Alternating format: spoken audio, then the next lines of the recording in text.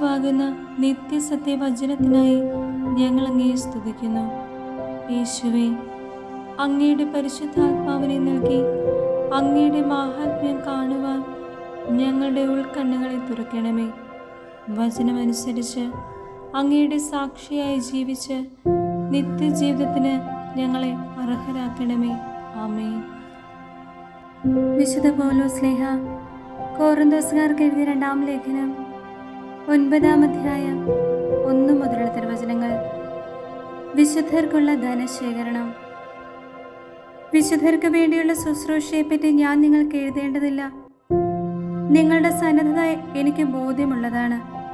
കഴിഞ്ഞ വർഷം മുതൽ അക്കായിലുള്ളവർ തയ്യാറായിരിക്കുകയാണെന്ന് മക്കദോനിയക്കാരോട് ഞാൻ പ്രശംസിച്ച് പറയുകയുണ്ടായി.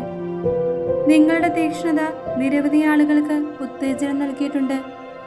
ഇക്കാര്യത്തിൽ നിങ്ങളെക്കുറിച്ചുള്ള ഞങ്ങളുടെ പ്രശംസ നിരർത്ഥകമാകാതിരിക്കാനാണ് സഹോദരന്മാരെ ഞാൻ അയച്ചിരിക്കുന്നത്. ഞാൻ പറഞ്ഞിരുന്നതുപോലെ നിങ്ങൾ തയ്യാറായിരിക്കണം. അല്ലെങ്കിൽ മക്കദോനിയക്കാർ ആരെങ്കിലും എൻ്റെ കൂടെ വരികയും നിങ്ങളെ ഒരുക്കമില്ലാത്തവരായി കാണുകയും ചെയ്താൽ നിങ്ങളുടെ കാര്യം പോകട്ടെ, ഇത്രമാത്രം വിശ്വാസം നിങ്ങളിൽ അർപ്പിച്ചതിന് ഞങ്ങൾ അപമാനിതരാകും. അതിനാൽ എനിക്ക് മുമ്പേ നിങ്ങളുടെ അടുത്ത് വന്ന് നിങ്ങൾ വാഗ്ദാനം ചെയ്ത ഉദാരമായ സംഭാവന മുൻകൂട്ടി സജ്ജമാക്കാൻ സഹോദരന്മാരെ പ്രേരിപ്പിക്കുക ആവശ്യമാണെന്ന് ഞാൻ കരുതി. അങ്ങനെ ആ സംഭാവന ഞങ്ങളുടെ നിർബന്ധം മൂലമല്ല, നിങ്ങളുടെ സന്മനസ്സുകൊണ്ടാണ് ശേഖരിച്ചതെന്ന് വ്യക്തമാകട്ടെ. സത്യം ഇതാണ്: അല്പം വിതയ്ക്കുന്നവൻ അല്പം മാത്രം കൊയ്യും, ധാരാളം വിതയ്ക്കുന്നവൻ ധാരാളം കൊയ്യും. ഓരോരുത്തരും സ്വന്തം തീരുമാനമനുസരിച്ച് വേണം പ്രവർത്തിക്കാൻ. വൈമനസ്യത്തോടെയോ നിർബന്ധത്തിനോ കീഴ്വഴങ്ങിയോ ആകരുത്. സന്തോഷപൂർവ്വം നൽകുന്നവനെയാണ് ദൈവം സ്നേഹിക്കുന്നത്.